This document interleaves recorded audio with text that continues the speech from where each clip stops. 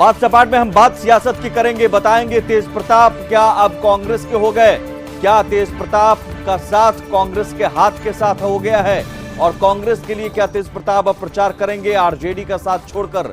अर्जुन कहते थे तेजस्वी को, तो अर्जुन के सारथी न बनकर अब वो कृष्ण किसी और कांग्रेस के उम्मीदवार का सारथी बनेंगे। लेकिन उससे पहले एक तस्वीर दिखाना चाहेंगे और ये तस्वीर बहुत अहम है।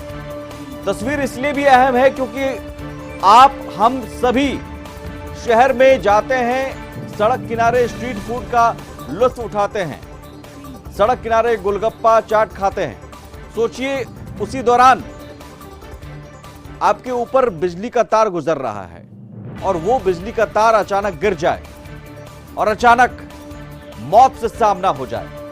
जी हां, यह तस्वीर धनबाद से आई है, जरा देखिए तस्वीर को। धनबाद के बैंक थाना क्षेत्र में यह दर्दनाक हादसा हुआ।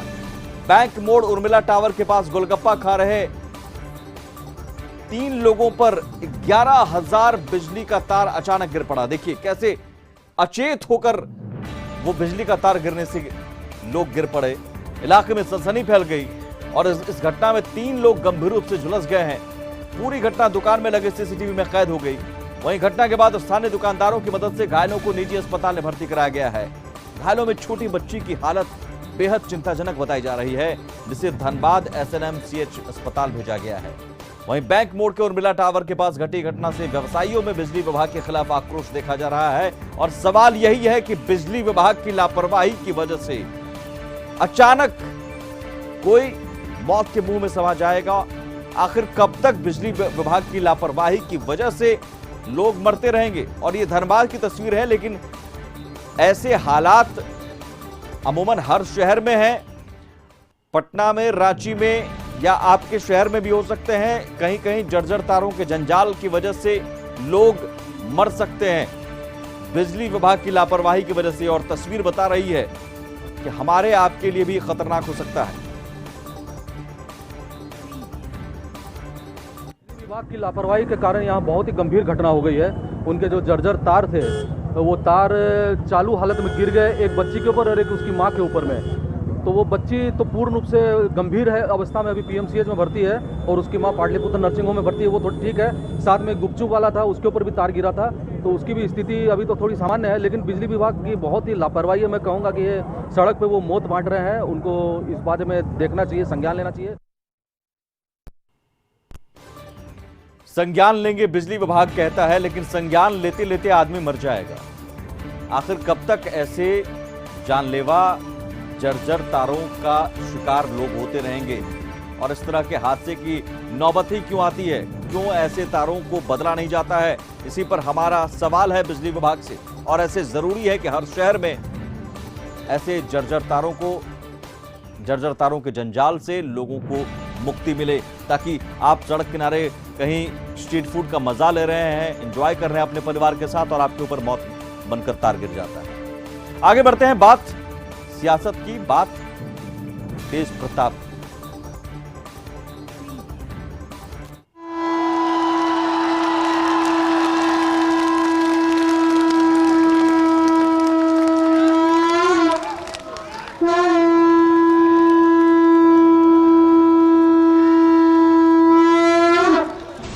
अपनों के खिलाफ ही तेज प्रताप का शंखनाद।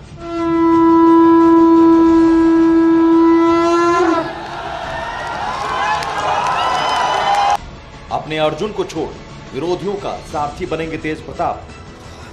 हमने कहा कि अर्जुन है, सारथी हम है। जब अर्जुन सारथी रणभूमि में निकल गया है। तेज प्रताप यादव भी प्रचार करने के लिए कुछ बोले हैं क्या? क्या मुलाकात फिर आगे भी होगी क्या आप लोग? नहीं, अगर वो इस चुनाव प्रचार में निकलेंगे तो निश्चित रूप से आएंगे, जैसा उनके बातों से लगता है। आश्वासन दिया है कि हम भी चलेंगे चुनाव। आएंगे, उनके संगठन के लोग आएंगे तो भी आएंगे। तेजस्वी को भी नहीं चाहिए तेज प्रताप का साथ। प्रताप जी पार्टी भी कहाँ? वो तो कल आपको लालू जी ने भी कहा कि हमको किसी ने बंधक बना के नहीं रखा और वो एक नया संगठन उन्होंने पार्टी से अलहदा बनाया है, पार्टी में नहीं है। उपचुनाव में तेज प्रताप नहीं होंगे स्टार प्रचारक।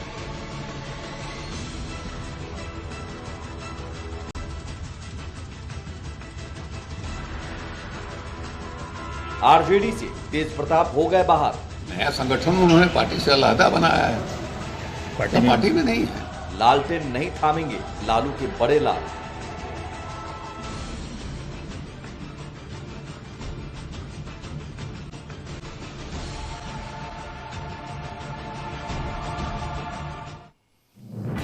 जी हां, तेज प्रताप जो खुद को कृष्ण बताते हैं, अर्जुन तेजस्वी को बताते हैं और सारथी खुद को बताते हैं, वो अब अर्जुन अपने अर्जुन को छोड़ किसी और का सारथी बनेंगे, कांग्रेस को उम्मीदवार के लिए प्रचार करेंगे।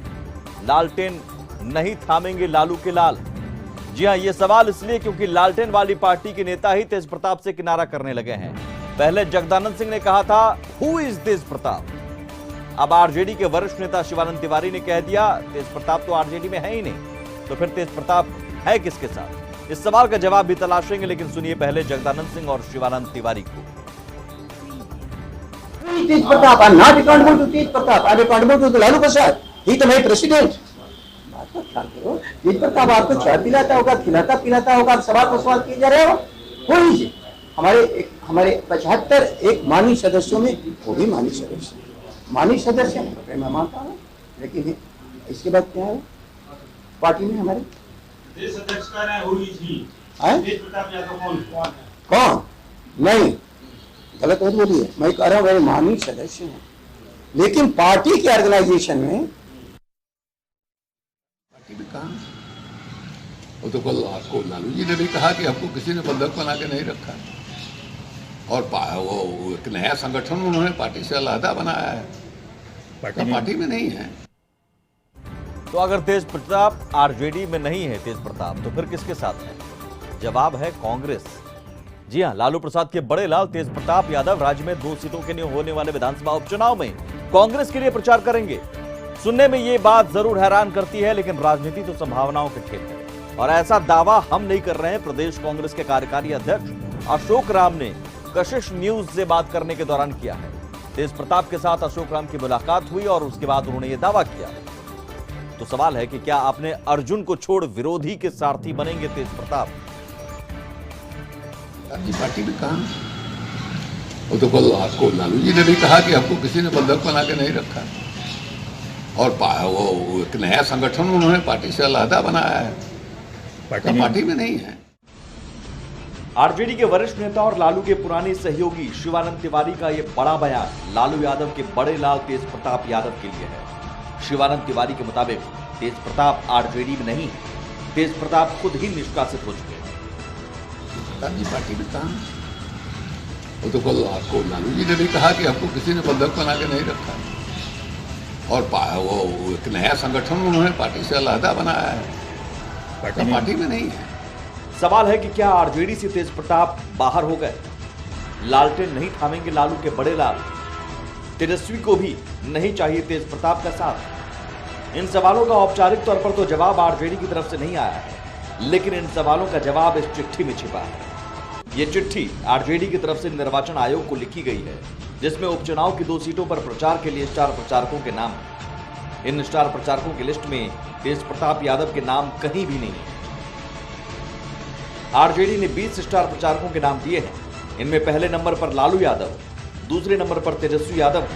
स्टार प्रचारकों की लिस्ट में कई ऐसे नाम भी हैं जो जाना पहचाना चेहरा नहीं है। मसलन चंद्रहास चौपाल, भरत बिंद, राम वृक्ष सदा जैसे नाम है जिन्हें स्टार प्रचारक बनाया गया है, लेकिन तेज प्रताप यादव का नाम कहीं नहीं है।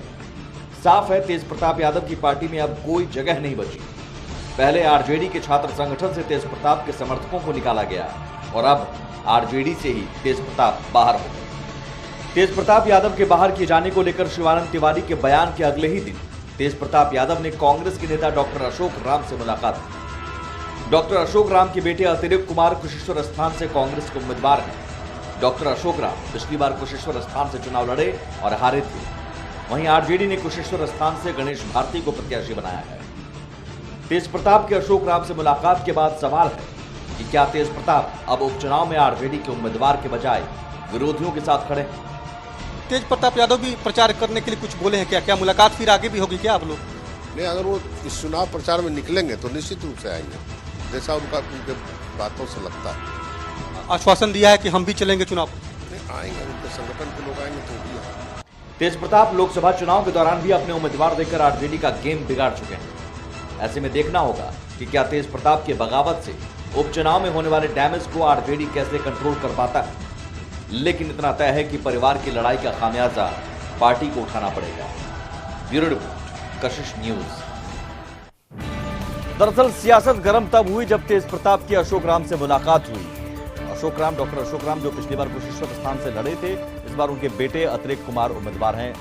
और इस मुलाकात के बाद प्रदेश कांग्रेस के कार्यकारी अध्यक्ष डॉक्टर अशोक राम ने कशिश न्यूज से एक्सक्लूसिव बात करने के दौरान दावा किया कि तेज प्रताप से हमारी बातचीत हुई और उनका संगठन इस उपचुनाव में कांग्रेस की मदद करेगा और वो भी प्रचार के लिए आ सकते हैं।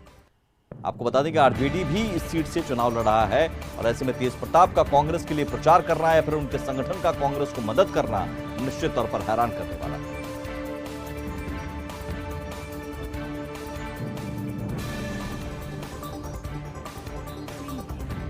तेज प्रताप यादव पे जरा चर्चा हो रहा है सर, तो क्या तेज प्रताप यादव से और कुछ भी राजनीतिक बातें हुई है क्या? नहीं, राजनीतिक बातें देखिए वो मेरे से क्यों करेंगे राजनीतिक बातें। क्षेत्रीय बातें जरूर हुई, उनके हालात क्षेत्र के और मेरे हालात एक ही हैं, बाढ़ की स्थिति थी और जरूर चिंतित है कि भाई क्षेत्र के जो समस्याएं हैं विकास का मिलजुल के हम लोग को काम करना चाहिए। वो भी नाराज हैं महागठबंधन के टूटने से? महागठबंधन टूटने की बात तो उन्होंने नहीं चर्चा की, लेकिन अपने दल के से कुछ असंतोष है उनको। आपको लगता है सर कि काफी असंतोष उन्होंने मुझे मेरे सामने व्यक्त किया कि मैं तो जो विचारधारा है उससे भटक रही है। शिवानंद तिवारी जो बड़े नेता हैं आरजेडी के, वो तेज प्रताप यादव को बता रहे हैं कि वो आरजेडी में अब है नहीं, तो तेज प्रताप यादव तो अकेले पड़ गए हैं, तो क्या आगे का रास्ता भी कांग्रेस के लिए खुला है क्या? तेज प्रताप के लिए रास्ता आप लोग? कांग्रेस में रास्ता कोई बंद नहीं होता है। अब ये तो तेज प्रताप जी का अपना संगठन, वो कोई भी काम करेंगे तो बिना अपने साथियों की राय के बिना नहीं करते और संगठन पे काफी सीरियसली काम कर रहे हैं। तो इस बार के चुनाव प्रचार में हो सकता है कि उनके पास जो संगठन है उसके लोग सहयोग करेंगे? नहीं, हो सकता है। दो युवा को एक साथ मिल रहा है, लगता है कि अच्छा संयोग है ये? बहुत अच्छा संयोग है, बहुत अच्छा संयोग है, बहुत सुखद संयोग है। और चूंकि आज भारत विश्व का सबसे युवा देश है तो युवाओं को मौका मिलना चाहिए। आश्वासन दिया है कि हम सहयोग? बिल्कुल, उन्होंने कहा कि मेरा तो उद्देश्य ही यही है कि खास करके छोटे तबके के लोगों को, निम्न वर्ग के लोगों को, वंचित वर्ग के लोगों को, जो उसमें अच्छे युवा हैं, होनहार युवा हैं, उनको आगे बढ़ाने का मैं। तेज प्रताप यादव भी प्रचार करने के लिए कुछ बोले हैं क्या? क्या मुलाकात फिर आगे भी होगी क्या आप लोग?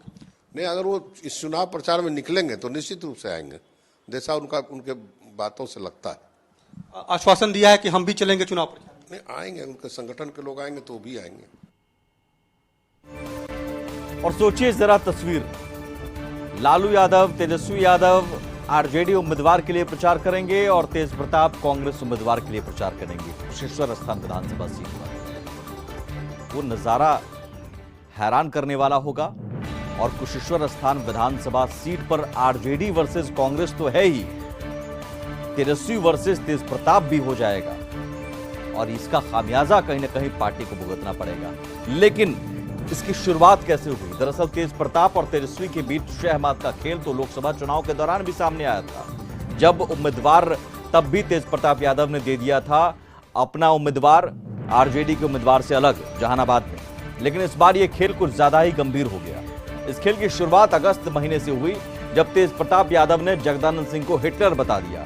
फिर जगदानंद सिंह ने आरजेडी के छात्र संगठन से तेज प्रताप के समर्थक को निकाल दिया, जिसके बाद बयानबाजी चलती रही और आखिरकार तेज प्रताप के आरजेडी से बाहर होने की बात सामने आ रही है। जरा 5 बयानों से समझिए सिलसिलेवार तरीके से कैसे तेज प्रताप और आरजेडी के बीच दूरियां बढ़ती गई।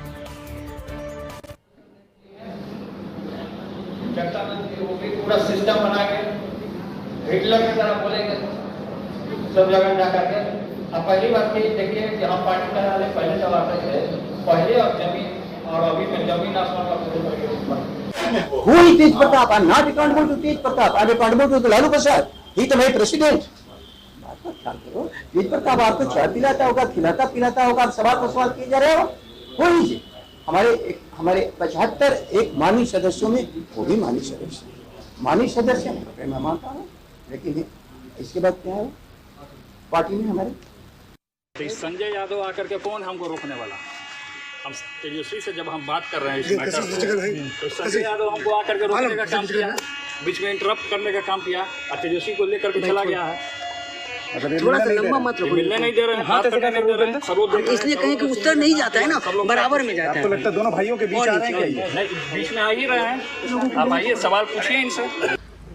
बड़े भाई हैं तो अलग बात है, लेकिन पार्टी में सब लोगों को, माता पिता ने सब लोगों को तो ये एक बात तो ज़रूर सिखाई है, हम लोगों को संस्कार में माता पिता ने दिया है कि बड़ों की इज्जत करो, सम्मान करो और थोड़ा अनुशासन में भी रहो। तो ठीक है, बात जो है जगदानंद सिंह से नाराज चल रहे हैं, क्या लगता है? नाराजगी होती रहती है लोगों की। आरजेडी में कुछ लोग जो है, जो राष्ट्रीय अध्यक्ष बनने का सपना देख लिए, 4-5 लोग हैं, और तमाम लोग, और सब जानता है नाम लेने का कोई फायदा है नहीं। ये 4-5 लोगों ने क्या किया, जनता से मिलने के लिए रास्ता बनवाया कि जनता दूर रहे। भाई वाह ही वाह, हमारे पिता को आने नहीं दे रहे, बंधक बना के रखे दिल्ली। यानी अगस्त महीने से बयानबाजी शुरू होती गई और अब अक्टूबर महीने आते आते स्थिति ये हो गई कि आरजेडी की तरफ से कहा जा रहा है, शिवानंद तिवारी कहते हैं तेज प्रताप यादव आरजेडी में है ही नहीं, बाहर है, और 24 घंटे बयान के आने के बाद भी पार्टी की तरफ से कोई सफाई नहीं, कोई खंडन नहीं। तेज प्रताप यादव फिर अशोक राम से मिलते हैं। देखना होगा आगे आने वाले दिनों में ये स्थिति कहां तक जाती है और उपचुनाव को लेकर एक अलग तस्वीर सामने आएगी। और इन सबके बीच उपचुनाव को लेकर गहमागहमी भी तेज है। उपचुनाव के लिए 30 अक्टूबर को वोटिंग होनी है और वहीं उपचुनाव के लिए उम्मीदवारों के नामांकन करने का दौर भी शुरू हो चुका है। इसी सिलसिले में दरभंगा के कुशेश्वर स्थान सीट से कांग्रेस प्रत्याशी अतिरेक कुमार ने अपना नामांकन दाखिल किया। इस दौरान सैकड़ों की तादाद में कांग्रेस पार्टी के समर्थक मौके पर मौजूद थे। कांग्रेस प्रत्याशी अतिरेक कुमार ने बिरौल अनुमंडल कार्यालय पहुंचकर नामांकन का पर्चा दाखिल किया और अपनी जीत का दावा किया। उन्होंने कहा कि जिस तरह से कुशेश्वर स्थान विधानसभा में विकास की गति काफी दूर हुई है, इसलिए हम विकास को मुद्दा बनाकर चुनाव लड़ रहे हैं। सबसे ज़्यादा तो दिखता है जब बाढ़ आती है, जो स्थिति यहाँ पे लोगों की हो जाती है और जिस तरीके से एक तरह के लोग बंदी बन जाते हैं अपने ही घर में, और ये सालों से चलते जा रहे हैं। जब बंदी बन जाते हैं तो राज्य सरकार आके खाली कुछ बोरा चावल और रोटी दे देती है, अनाज दे देती है कि अब रहो तुम अपने यहाँ पे। कोई ऐसे जीने की कोई ज़िंदगी ऐसे नहीं होनी बीतनी चाहिए कि अब साल में 3 महीना आप बंद के रहो। इसका कोई अच्छी तरीके से सलूशन निकाला जा सकता है, हम उस तरफ के काम करेंगे। और वहीं दरभंगा के कुशेश्वर स्थान विधानसभा उपचुनाव में आरजेडी की ओर से उम्मीदवार गणेश भारती ने भी अपना पर्चा दाखिल किया। आरजेडी उम्मीदवार बिरौल अनुमंडल के एसडीओ कार्यालय में नामांकन दाखिल किया और वहीं नामांकन पर्चा दाखिल के बाद आरजेडी उम्मीदवार ने भी अपनी जीत का दावा किया और कहा कि आम लोगों का आशीर्वाद उनके साथ है और आरजेडी ने एक अत्यंत पिछड़े समाज से आने वाले शख्स को उम्मीदवार बनाया है। ऐसे में यहाँ कोई मुकाबला नहीं। जनता दल के पार्टी के द्वारा इसलिए दिया गया है यह सिंबल कि सबसे नीचे तबका के मुसहर समाज के हैं, इसलिए ऐसा समाज को हमको जगाना है कि समाज में परिवर्तन हो, इसलिए मैं आज अपना नामांकन। आगे बढ़ते हैं। चाचा भतीजे की लड़ाई 2 फाड़ में एलजेपी बढ़ गई। अब भी वार पलटवार का दौर जारी है। लोक जनशक्ति पार्टी रामविलास के राष्ट्रीय अध्यक्ष चिराग पासवान ने अपने चाचा केंद्रीय मंत्री पशुपति कुमार पारस पर हमला बोला। चिराग पासवान ने कहा कि पिताजी स्वर्गीय रामविलास पासवान ने खून पसीने से सींचकर पार्टी को खड़ा किया था, लेकिन चाचा पशुपति पारस ने पार्टी को खत्म कर दिया।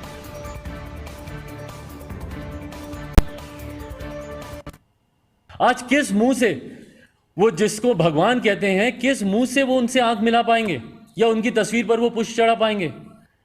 उनकी खून पसीने से बनी हुई पार्टी को एक दिन नहीं लगा उनको खंडित करने में। रातों रात अंधेरे में जाकर उन्होंने उनकी पार्टी को तोड़ने का काम कर दिया। एक बार बैठते बात करते या आप लोगों के सामने आके बोलते कि भाई मैं चिराग से बात करना चाह रहा हूं, चिराग की कार्यशैली से मुझे ऐतराज है या मुझे राष्ट्रीय अध्यक्ष बनना है या मुझे मंत्री बनना है। आप ही लोगों के सामने कहते और मुझे अल्टीमेटम देते कि अगर 1 हफ्ते में चिराग ये सॉर्ट आउट नहीं करता तो मैं पार्टी से अलग हो जाऊंगा। भाई हमारे नेता की खून पसीने की बनाई हुई पार्टी को बचाए रखने का एक प्रयास तो वो करते अपनी तरफ से। आगे बढ़ते हैं, सियासत से हटकर खबर एक अच्छी। बीपीएससी ने 65वीं संयुक्त परीक्षा का रिजल्ट जारी कर दिया है। बिहार लोक सेवा आयोग ने 65वीं बीपीएससी के फाइनल नतीजे जारी कर दिए और इस परीक्षा में कुल 422 अभ्यर्थी को सफल घोषित किया गया है।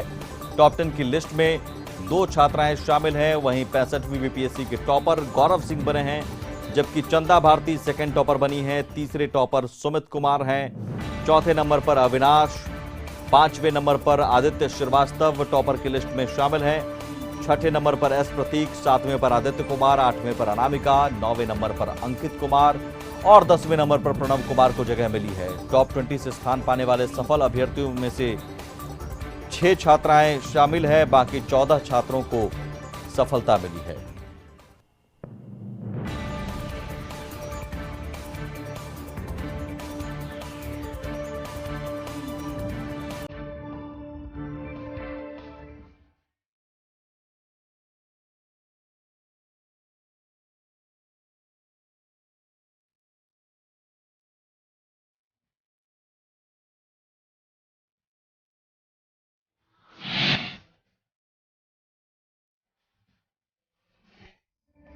जी हाँ, बात मां की। आज से शारदीय नवरात्र शुरू हो चुका है। पूजा के पहले दिन मां शैलपुत्री की पूजा की गई। इस दौरान मंदिरों में भक्तों की भारी भीड़ उमड़ पड़ी। टीवी स्क्रीन पर हम आपको 6 जगहों की तस्वीरें दिखा रहे हैं। बिहार के 6 अलग अलग जिलों की, पटना सिटी, खगड़िया, मुजफ्फरपुर सहित 6 जिलों की तस्वीर दिखा रहे हैं, जहां मां दुर्गा की पूजा बड़े ही धूमधाम से की गई। कैसे मंदिरों में श्रद्धालुओं की भीड़ उमड़ रही है और लोग पूजा अर्चना करते नजर आए। हालांकि कोरोना के खतरे को देख प्रशासन ने ज्यादा भीड़ भाड़ को रोकने की पूरी तैयारी की थी, लेकिन कई जगहों पर इन नियमों का पालन नहीं किया गया और भक्तों की काफी भीड़ भी थी। झारखंड में भी कलश स्थापना के साथ ही मां दुर्गा की आराधना शुरू हो गई है और पहले रूप मां शैलपुत्री की पूजा बड़े ही हर्षोल्लास और धूमधाम से की जा रही है। झारखंड के अलग अलग शहरों की भी तस्वीर देखिए। 6 अलग अलग शहरों में प्रथम रूप मां शैलपुत्री की पूजा की जा रही है। ये तस्वीरें सिमडेगा, बिरमो, लोहरदगा, गढ़वा, धनबाद और रांची की है। कई पंडालों में मां की आराधना शुरू हो चुकी है और वहीं मंदिर के साथ लोग अपने अपने घरों में भी कलश बैठाकर मां की आराधना में लीन हैं।